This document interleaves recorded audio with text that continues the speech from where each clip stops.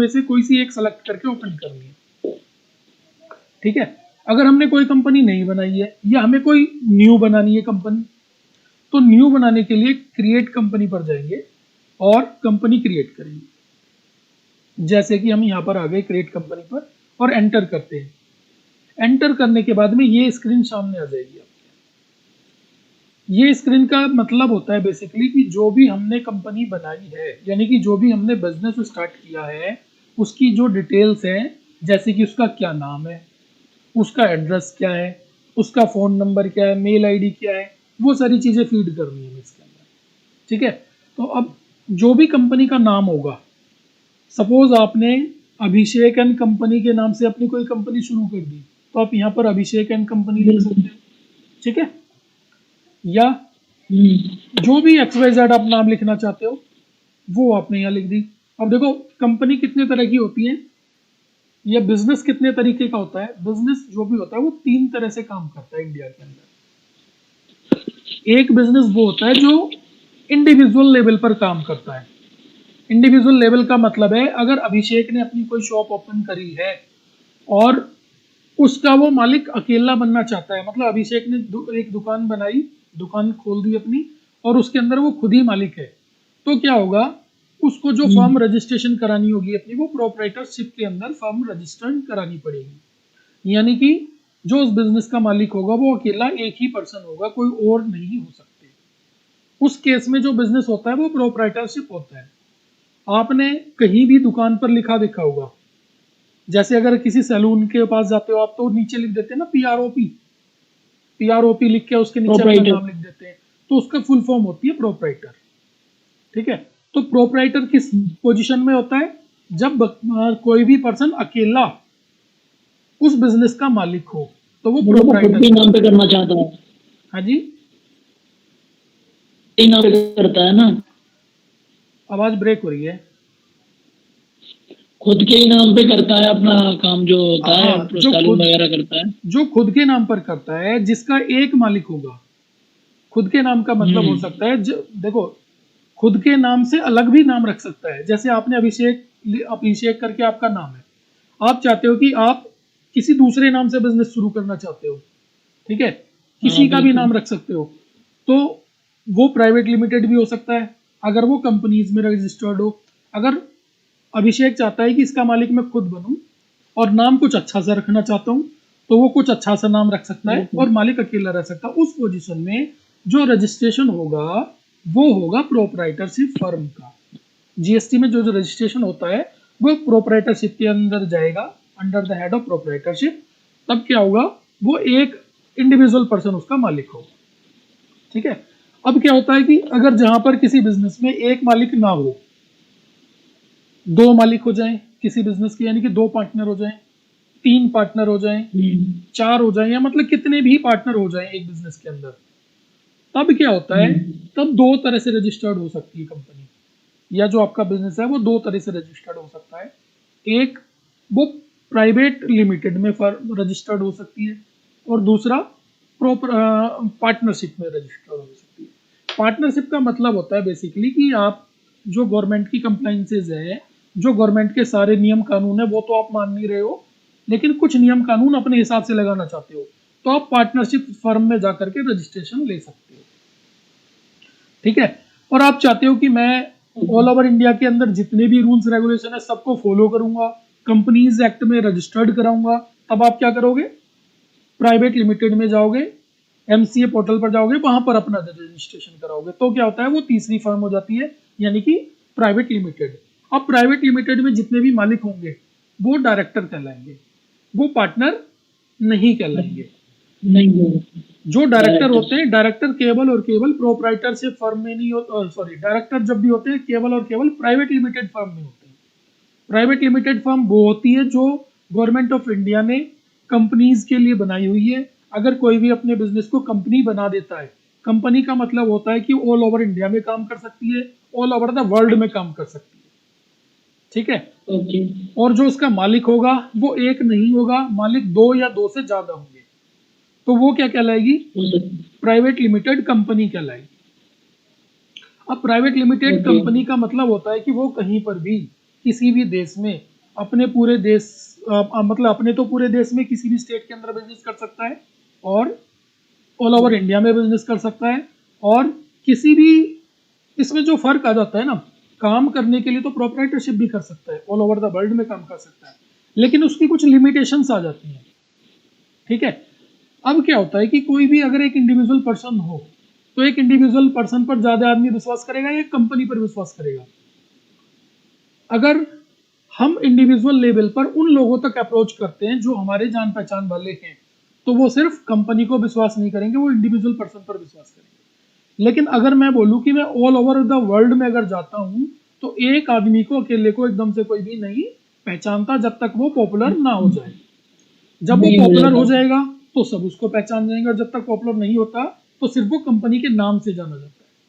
तो जो कंपनी का नाम हाँ। होता है वो किसी भी देश के लिए रजिस्टर्ड यानी कि वैल्यूएबल हो जाता है। जैसे मान लिया हमने कंपनीज एक्ट में कोई रजिस्ट्रेशन लिया और हमने अपनी कंपनी की टर्म्स कंडीशन बता दी कि जैसे एग्जाम्पल के तौर पर ये ओला उबर कंपनी है, ओला की बात कर लेते हैं। ओला का कोई पर्सन है जो इसका ओनर है। अब उसने क्या किया, चाहे तो वो अपने नाम पर कर सकता था बिजनेस, लेकिन उसने नहीं किया। क्यों? क्योंकि वो चाहता था कि मेरा नाम ना आए, मैं सिर्फ अपनी कंपनी का नाम दूं। अब उसने क्या किया, उसने एक ओला कंपनी बना दी। कंपनी का नाम तो ओला है, लेकिन उसका दूसरा नाम कुछ अलग है जो प्राइवेट लिमिटेड के नाम से जुड़ा होता है। अब क्या होता है कि उसने सारी सर्विसेज ऑल ओवर इंडिया में फैला दी है अपनी। अब जो भी जानता है ओला के नाम से जानता है। ट्रस्ट किस बात पर है? ओला पर। ओला की किस बात पर ट्रस्ट है? कि उसने जो फैसिलिटी दी हुई है कि आपके डोर स्टेप तक गाड़ी आएगी, आपसे सिर्फ ये चार्जेस लिया जाएगा, एक क्लिक करने पर जो फैसिलिटीज है वो मिल जाएंगी। मतलब जो टर्म्स कंडीशन उसने कंपनी में डिसाइड कर ली, वो टर्म्स कंडीशन हमेशा बनी रहेगी। ठीक है। तो जो टर्म्स कंडीशन बना लेते हैं कोई भी कंपनी, वो कंपनी उसके नाम से ही फेमस हो जाती है और उसके नाम से ही वर्क करती है, फिर उसके अंदर कोई चेंजेस नहीं कर सकते। ठीक। प्राइवेट लिमिटेड की ये सारी चीजें हो गई। पार्टनरशिप में क्या होता है? पार्टनरशिप में 2 पर्सन हो सकते हैं, 3 पर्सन हो सकते हैं, 4, जितने भी चाहे हो सकते हैं, लेकिन वो डायरेक्टर नहीं कहलाएंगे, वो कहलाएंगे पार्टनर। वो हमेशा पार्टनर कहलाएंगे। ठीक है। अब पार्टनर का क्या काम होगा? पार्टनर का ये काम होगा कि भाई जितना जितना प्रॉफिट बचा उनको वो अपने हिसाब से डिवाइड कर लेंगे, आधा आधा, एक चौथाई, जितना भी आएगा उसके हिसाब से। Okay okay. ठीक है। और प्राइवेट लिमिटेड फर्म में क्या हो जाता है? प्राइवेट लिमिटेड फर्म में फिक्स हो जाते हैं कि आपका इतना शेयर होगा तो आपका इतना परसेंटेज होगा, आपका इतना शेयर होगा तो आपका इतना परसेंटेज होगा। ठीक है। ये डिफरेंसेस है। अब आ जाती है प्रोप्राइटरशिप। प्रोप्राइटरशिप का मतलब ये है कि भाई इंडिविजुअल पर्सन है, जितना भी आएगा, जो भी कमाएगा वो एक ही पर्सन के पास आएगा। ठीक है। अब टैली के अंदर हम किसी भी चीज की अगर कंपनी बनाते हैं तो सभी की कंपनी हम इसी टैली के अंदर एक के अंदर ही बना सकते हैं, चाहे वो प्राइवेट लिमिटेड हो, चाहे वो पार्टनरशिप हो, चाहे वो प्रोप्राइटरशिप। क्या करेंगे, जो भी हमारा बिजनेस है उस बिजनेस का हम यहाँ पर नाम लिख देंगे। मान लिया हमने यहाँ पर नाम लिख दिया। ठीक। ओके। हमने नाम लिख दिया अभिषेक ट्रेवल एजेंसी। ठीक है। अब क्या होता है, ट्रेवल एजेंसी के अंदर नाम के साथ ही समझ में आ गया कि भाई वो क्या करती है, ट्रेवलिंग का कुछ काम करती है, या वो सब कुछ अंडरस्टूड हो गया। अगर हम सिर्फ लिख देते अभिषेक एंड कंपनी तो हमें पता नहीं चलता कि क्या है। अब ये जो नाम हुआ, ये नाम हो गया किसका? एक कंपनी टाइप का, अच्छा लगने वाला, जिससे बिजनेस का पता चल सके। ठीक। इसका जो मालिक हो सकता है वो एक ही पर्सन हो सकता है, अगर वो रजिस्टर्ड कराए प्रोप्राइटरशिप में। पार्टनरशिप में कराए तो 2 हो सकते हैं, और प्राइवेट लिमिटेड में कराए तो 2 या 2 से ज्यादा कितने भी हो सकते हैं। अब जो मेन चीज आती है उसके बाद आती है एड्रेस। एड्रेस के लिए आप यहाँ पर कुछ भी, जो भी आपका एड्रेस होगा वो आप यहाँ लिख सकते हो। ठीक है। जो भी आपका शहर है वो आप शहर इसमें लिख सकते हो। ठीक।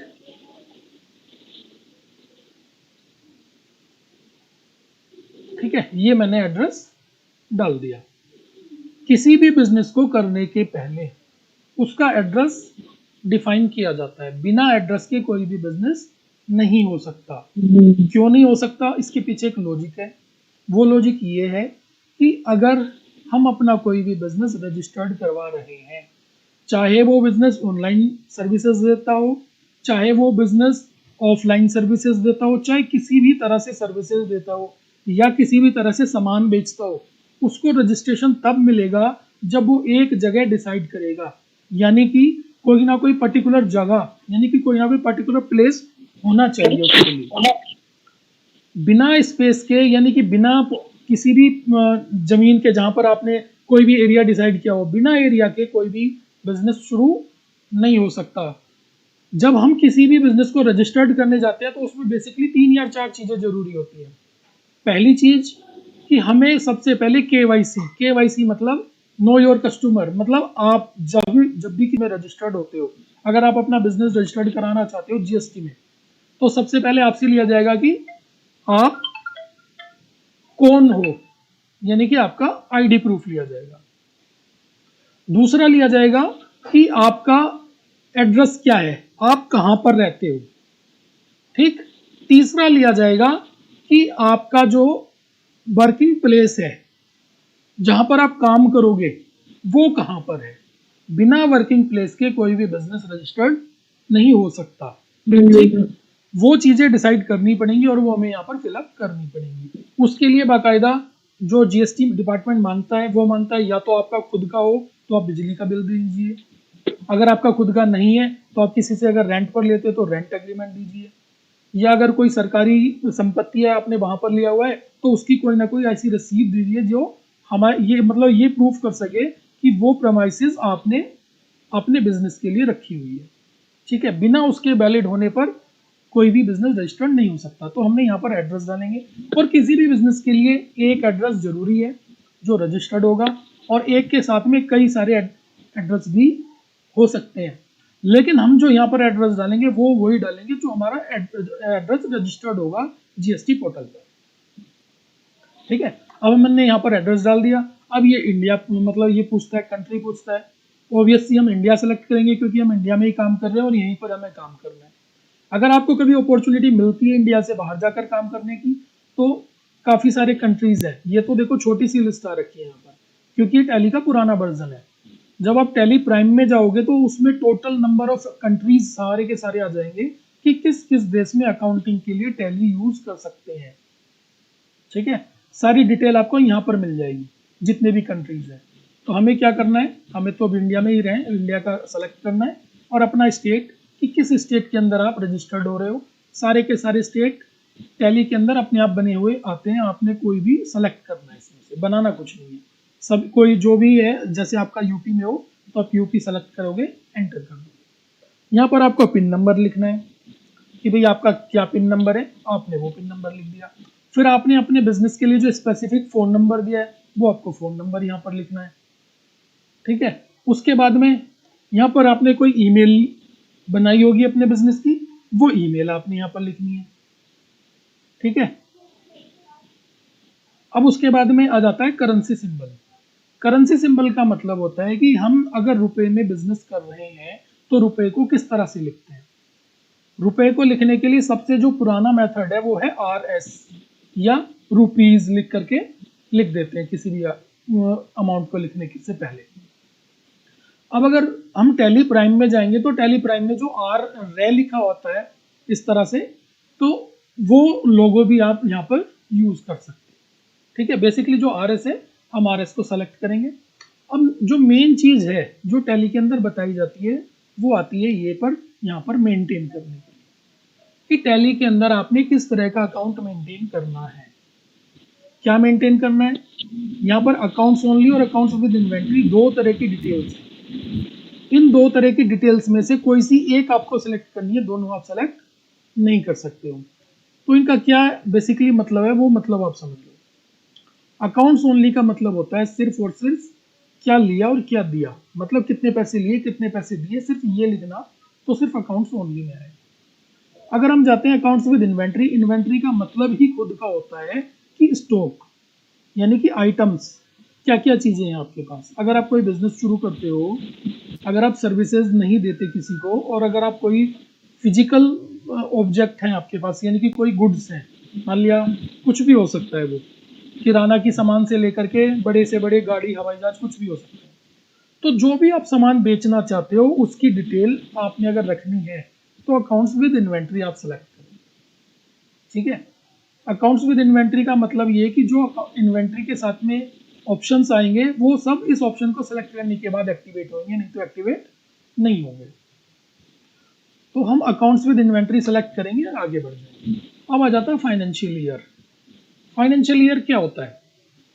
फाइनेंशियल ईयर वो होता है जिसके एक साल के अंदर जो हम बिजनेस करेंगे, तो वो बिजनेस कौन से साल का होगा, कब से शुरू होगा, वो हम यहाँ पर लिखेंगे। अब देखो, जो फाइनेंशियल ईयर शुरू होता है वो हमेशा अप्रैल से शुरू होता है, जनवरी से शुरू नहीं होता। जनवरी से शुरू क्यों नहीं होता? इसके पीछे का लॉजिक पता है आपको?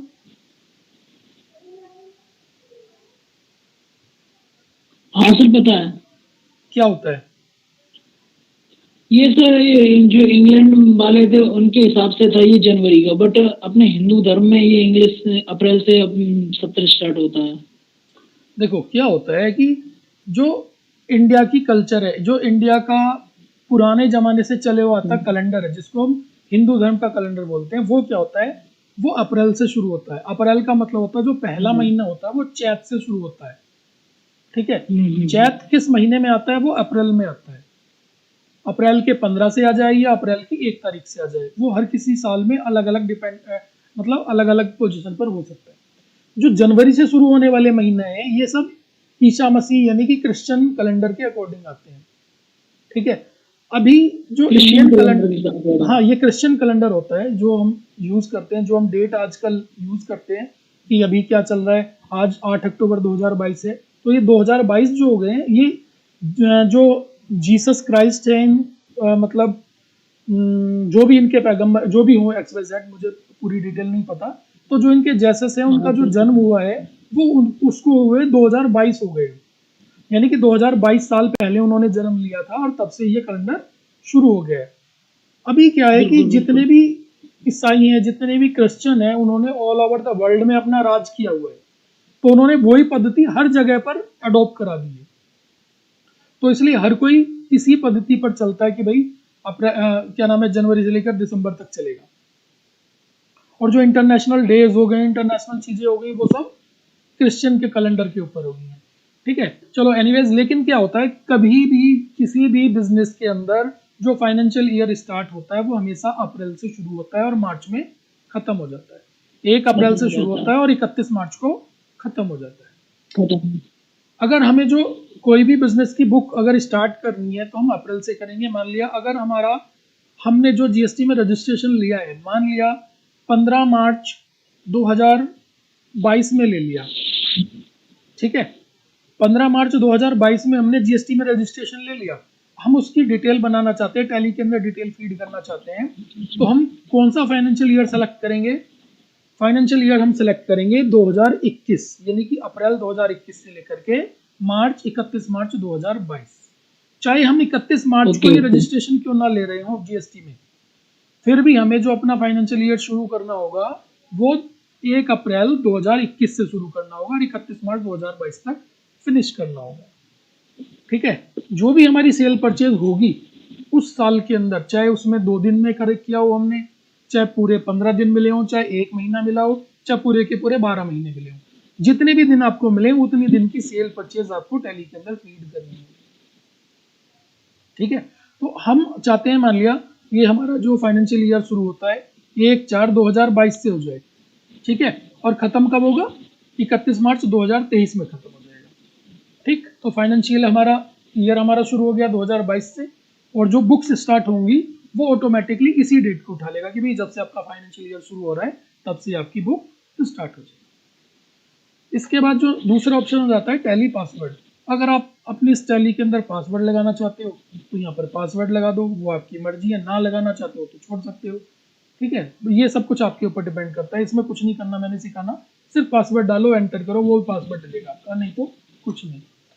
देन यहाँ पर नीचे जो बेसिक करेंसी इंफॉर्मेशन होती है, करेंसी इंफॉर्मेशन का मतलब होता है कि जो भी हम इंडिया के अंदर यूज करते हैं, जैसे रुपया यूज करते हैं, तो जो करेंसी है रुपया, उसकी डिटेल्स हमें फीड करनी है यहाँ पर। जैसे करेंसी का सिंबल क्या है, RS है।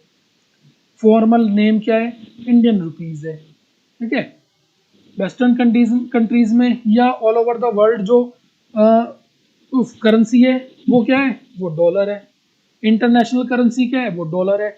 अगर हम किसी दूसरे देश से व्यापार करेंगे तो डॉलर में करेंगे, लेकिन अपन ये इंडिया के अंदर करेंगे तो इंडियन रुपीज में करेंगे। ठीक है। इसके पीछे इंडियन ही क्यों लगाया, रुपीज भी लिख सकते थे, लिख सकते थे ना। बिल्कुल। क्यों लगाया इसके आगे इंडियन, क्योंकि क्योंकि इंडिया की करेंसी है। नहीं, क्योंकि रुपया भी एक देश के अलावा कई देशों में चलता है। क्योंकि रुपया भी हाँ, एक देश वही के तो। अलावा कई देशों में चलता है। जैसे कि पाकिस्तान के अंदर भी रुपया चलता है, पाकिस्तान। बांग्लादेश के बिल्कुल। अंदर भी रुपया चलता है, और क्या बोलते हैं आपका, नेपाल के अंदर भी रुपया चलता है। तो उनके क्या नाम होते हैं, नेपाल वाले का नेपाल रुपीज, नेपाली रुपया। पाकिस्तान का पाकिस्तानी रुपीज, इंडिया का इंडियन रुपीज। इसलिए यहाँ पर फॉर्मल नेम जो है इंडियन रुपीज है। अब ये पूछते हैं आगे डेसिमल प्लेसेस। डेसिमल प्लेसेस का मतलब हो जाता है कि अगर हम कोई बिजनेस करते हैं तो एग्जैक्ट पूरे पूरे रुपए में तो करेंगे नहीं, पैसे की तो जरूरत पड़ेगी। मतलब 100 रुपए बिल्कुल। 50 पैसे, 100 रुपए 10 पैसे, 100 रुपए 90 पैसे। तो जो 90 पैसे का मतलब है उसकी जो डेसिमल प्लेसेस है वो 2 नंबर तक आएंगे। तो क्या आप 2 नंबर तक लेना चाहते हो या एक ही नंबर लेना चाहते हो, तो उसके लिए है यहाँ पर। अगर आप 2 रखना चाहते हो 2, अदरवाइज आप एक भी रख सकते हैं। ठीक है। तो यूजुअली 2 ही रखते हैं यहाँ पर, तो क्योंकि हमें पता चल जाए एग्जैक्ट फिगर कि वो 95 पैसे भी हो सकते हैं, 75 पैसे भी हो सकते हैं, 99 पैसे भी हो सकते हैं। ठीक है। इसलिए हमें 2 नंबर ओके। तक फीड करना होता है। ठीक। सिंबल को पहले लगाना है बाद में लगाना है वो भी आप डिसाइड कर सकते हो अपने हिसाब से। ठीक है। सिंबल के आगे जो डेसिमल पोर्शन है उसका क्या नाम है, उसका नाम पैसे आता है, क्योंकि रुपए के बाद में पैसे ही आता है, उसका नाम यहाँ पर आ जाएगा। ठीक। Amount, show amount in millions. अगर आपने अपनी अमाउंट को टैली के अंदर जो आपने अमाउंट फीड करोगे उसको अगर मिलियंस में शो करना है तो आप मिलियंस में यस कर सकते हो। नहीं करना तो जो रुपया इंडियन ट्रेडिशनल है, जो इंडियन पद्धति है उसके हिसाब से आपका आएगा। इंडियन पद्धति में क्या होता है, इंडियन पद्धति में हो जाता है इकाई, दहाई, सैकड़ा, हजार, 10,000, लाख, 10 लाख। अगर हम मिलियन में जाएंगे तो मिलियन में क्या हो जाएगा, इकाई, दहाई, सैकड़ा, हजार। अब 10,000 की जगह वो मिलियन पहुंच जाता है। वहां पर 10,000 नहीं बोला जाता, मिलियन बोला जाता है। इसी हिसाब से मिलियन। हम अगर यस करेंगे तो करेंगे, अदरवाइज हम नो रखते हैं यहाँ पर, इसको मिलियन नहीं रखते। दूसरा आ जाता है कि put the space between amount and symbol. यानी कि जैसे हमने रुपया लिखते हैं, जैसे ये रुपया है, रुपये के बाद में कितने रुपए लिखने हैं आपने, 1,000 रुपए, 2,000, कुछ भी लिखना है। अगर वो बिल्कुल, अगर आप इससे गैप रखना चाहते हो तो एक गैप आ जाएगा RS और रुपए के बीच में। अगर आप नहीं रखना चाहते तो यहाँ पर नो कर सकते हो, बिल्कुल इससे मिला हुआ आ जाएगा RS, सिंपल पॉइंट के बाद में अमाउंट शुरू होगा। तो यूजुअली हम RS यानी कि सिंबल के बाद में थोड़ा सा स्पेस रखते हैं, इसीलिए हम यहाँ पर यस आया हुआ। ठीक है। अब क्या कहता है कि भाई आप जो डेसिमल प्लेसेस है यानी कि रुपए के बाद की चीजें, यानी कि 50 पैसे, 100 पैसे, 99 पैसे, अगर उसको दिखाना चाहते हो कितने उसमें अमाउंट में प्रिंट अगर आप आएगा तो कितने उसमें दिखाना चाहते हो, वो यहाँ पर आप फीड कर सकते हो कि 2 नंबर में चाहते हैं, 3 नंबर में चाहते हैं, वो उसको आपको यहाँ डिसाइड करना पड़ेगा। यानी कि जो बेसिक सी छोटी छोटी सेटिंग्स हैं वो आपको यहीं पर ही करनी है। इन सेटिंगों को कभी भी आप चेंज कर सकते हो। मान लिया आपने यहाँ अगर अभी 2 छोड़ दिया, आप बाद में आप चाहते हो 4 करना है, 3 करना है, तो आप बाद में जाकर भी कर सकते हो। अब क्या होता है, ये सारी एंट्री हमने की, एंट्री करने के बाद दोबारा एंटर करेंगे तो एक्सेप्ट आ जाएगा। एक्सेप्ट करने के बाद यस कर देंगे, यस करने के बाद में ये कंपनी क्रिएट हो जाएगी और कंपनी खुल जाएगी। ठीक है। अभिषेक ट्रैवल एजेंसी का नाम यहाँ पर आ गया, करंट पीरियड आ गया 1/4/2022 से लेके 31/3/2023। ठीक है। करंट डेट में वो 1 अप्रैल की उठाएगा, क्योंकि जो फाइनेंशियल ईयर स्टार्ट होता है वो 1 अप्रैल से होता है। अगर आप इसके अंदर एंट्री करते जाओगे 1 अप्रैल के बाद या किसी भी डेट से, तो फिर वो करंट डेट वही दिखाएगा जो आपकी, जिसमें आपने काम किया होगा। करंट डेट वो नहीं कि वो आज की डेट दिखाए, आज की डेट नहीं, वो सिर्फ वो डेट दिखाएगा जिस डेट में आपने उसमें काम किया हो। ठीक है। डेट ऑफ लास्ट एंट्री, इसके अंदर आपने कब लास्ट एंट्री कब की थी वो डिटेल आ जाएगी। तो ये जो प्रोसेस है, ये प्रोसेस है किसी भी टैली के अंदर कंपनी क्रिएट करनी है। बहुत सिंपल है, कोई टिपिकल नहीं है। सिर्फ क्या क्या चीज़ें फीड करनी है, नाम, address, phone number, email ID और थोड़ी सी सैलरी, ठीक है। लेकिन उसके पीछे क्या चीज़ें होती हैं वो जानना जरूरी था, वो समझना जरूरी था। अगर आपको पता ही नहीं कि क्यों डेसिमल प्लेस क्यों लगाते हैं या स्पेस क्यों लगाते हैं, वो समझना जरूरी था, ठीक है। अभी इसमें कोई डाउट है आपको? ठीक है। बाउचर्स क्या होते हैं? बाउचर्स जो भी हम लेन देन कर रहे हैं, जो भी हम ट्रांजेक्शन्स कर रहे हैं, ट्रांजेक्शन्स जो जितनी भी हमारी होती है वो सब बाउचर्स में होती है, ठीक है। तो जो बाउचर्स की एंट्री आएंगी हमारी, बाउचर्स के अंदर मैंने कल भी बताया था आपको, सेल्स का बाउचर, परचेज का voucher, contra voucher, payment voucher, receipt voucher, ये सारे बाउचर्स आते हैं। इन बाउचर्स के अलावा कोई दूसरी चीज़ नहीं होती जो टैली के अंदर आती है, वो ही नॉर्मल लाइफ के अंदर, प्रैक्टिकल लाइफ में भी यही होता है, इसके अलावा कुछ नहीं होता। कभी आपने प्रैक्टिकल लाइफ में देखा है कि पेमेंट अगर दे रहे हैं तो देना ही बोलेंगे उसको, पेमेंट अगर रिसिप्ट बोलते हैं तो उसको रिसिप्ट ही बोलते हैं, ठीक है। अभी क्या होता है कि इसके अंदर जितने भी ऑप्शन हैं वो सारे ऑप्शन आपको उसी के अकॉर्डिंग यूज करने होंगे, उसके अलावा आपको कुछ यूज नहीं करना है, ठीक है। अभी क्या आता है, देखो जैसे कॉन्ट्रा वाउचर आ जाता है, तो कॉन्ट्रा वाउचर का क्या मतलब होता है? बैंक की सारी ट्रांजैक्शंस। पेमेंट वाउचर का मतलब होता है पेमेंट्स की जितनी भी ट्रांजैक्शंस हैं, चाहे वो बैंक से हुई हो, चाहे कैश से हुई हो, किसी भी तरह से अगर हो रखी हैं तो वो सारी पेमेंट्स में जाएंगी। अगर हमने कुछ लिया, नॉर्मल लाइफ में भी आप देख सकते हो, जो नॉर्मल लाइफ है हमारी, उसमें भी हम अगर किसी से लेते हैं तो लेना ही बोला जाएगा, पर्चे पर लिख के दे सकते हैं। उस पर्चे पर लिखना क्या हो गया? वो वाउचर एंट्री हो गई, ठीक है। अगर हमने किसी पर्सन को दिया कि भाई हाँ भाई 5,000 रुपये मैंने आपको दे रहा हूँ, पेपर में लिखा और दे दिया कि 5,000 रुपये आपसे प्राप्त हुए, या 2,000 रुपये आपसे लिए, या 2,000 रुपये आपको दिए, साइन कर दो, वो भी एक वाउचर का काम है, वो भी एक वाउचर होगा। अगर उसकी एंट्री हम लिए या दिए की एंट्री अगर हम किसी भी उस पर करते हैं, नोटबुक में करते हैं या किसी भी सॉफ्टवेयर में करते हैं, तो वो अकाउंटिंग कहला देता है। सिंपल है ना। अकाउंटिंग क्या है? अकाउंटिंग वही तो है ना जो लिखा हुआ हो हमारे पास। पुराने जमाने में क्या कहते थे बुजुर्ग, बड़े बुजुर्ग भाई, मतलब देना बाद में, पहले लिख लो, ठीक है। तो लिखने का क्या मतलब होता है? हाँ, उसमें लिखने में क्या होता है कि उसमें भूल चूक नहीं होती। भूल चूक नहीं होगी यदि आपने किसी को पैसा दिया, वो आपने देने से पहले लिख लिया, लिखने के बाद आपने उसको दिया, तो क्या हो गया? एक तरीके से आपकी अकाउंटिंग भी हो गई और कभी आप भूलोगे भी नहीं उस चीज़ को। जब आपने लेना होगा तो बाकायदा उसको दिखाओ और दिखा करके ले लो। तो ये जो सारी पद्धति है ये पुरातन जमाने से चली हुई आई है, ये क्या है? सब अकाउंटिंग है। अब धीरे धीरे बढ़ करके क्या हो जाता है, जैसे जैसे सॉफ्टवेयर आते चले गए, जैसे जैसे डेवलपमेंट होती चली गई, तो क्या हो गया? उनमें उनके अंदर सुधार होता चला गया। पहले क्या होता था? पहले किसी भी बैलेंस शीट को बनाने के लिए, किसी भी अकाउंटिंग के काम को करने के लिए हम नॉर्मली जो हमारे रजिस्टर होते थे, पेन पेंसिल होती थी, उन पर काम करते थे, नोटबुक में काम करते थे। अब एक एक एंट्री को करने के लिए पूरा पूरा दिन निकल जाता था। अब वो सारे काम जब से सॉफ्टवेयर आए, जब से कंप्यूटर आए हैं, तब से क्या एक क्लिक में सारी चीजें मिल जाती हैं। जैसे कि अगर मैं ये बोलूं कि भाई हमने क्या है कि एक कंपनी बनानी है, कंपनी बना दी हमने इसके अंदर। अब हम कंपनी बना करके हमने इसके अंदर डिटेल्स बना ली। डिटेल मतलब जैसे हमने कुछ भी एंट्री इसके अंदर डाल दी है, अब हम चाहते हैं कि भाई इसके अंदर जो बैलेंस शीट है वो हमें पता चल जाए। तो बैलेंस शीट को देखने के लिए सिंपल, या तो यहाँ पर बैलेंस शीट पर आओ, यहाँ पर, और एंटर कर दो, आपके सामने बैलेंस शीट खुल जाएगी। बैलेंस शीट का मतलब होता है कि जो टोटल बिजनेस के अंदर आपके चल रहा है उसकी डिटेल, ठीक है।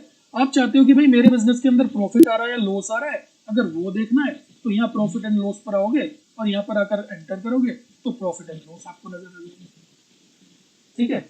अगर हम पुराने जमाने की पद्धति पर चलते, यानी कि सॉफ्टवेयर, जब सॉफ्टवेयर नहीं होते थे, अगर हमें किसी भी बिजनेस में प्रॉफिट एंड लॉस देखना होता था तो मैनुअली हाथ पर सारी चीजें बनानी होती थी। जैसे कि सेल का पोर्शन अलग लिखो, भाई कितनी सेल हुई है, स्टॉक का अलग डिटेल निकालो कि भाई कितना स्टॉक हमारे पास बचा पड़ा है, कितनी हमने परचेज करी, कितने हमने खर्चे करे, वो माइनस करो, तब जाकर के पता चलता था प्रॉफिट हुआ या लॉस हुआ है। लेकिन अब क्या है? अब तो सिंपल आप एंट्री करते जाइए आंख नीच करके, जब भी आपने देखना हो सीधा प्रॉफिट एंड लॉस पे जाओ और एंटर कर दो। एंटर करते ही आपको पता चल जाएगा कि आपका बिजनेस प्रॉफिटेबल है या लॉस में, ठीक है। बस शर्त ये है कि आपकी जो भी एंट्री है वो करेक्ट होनी चाहिए।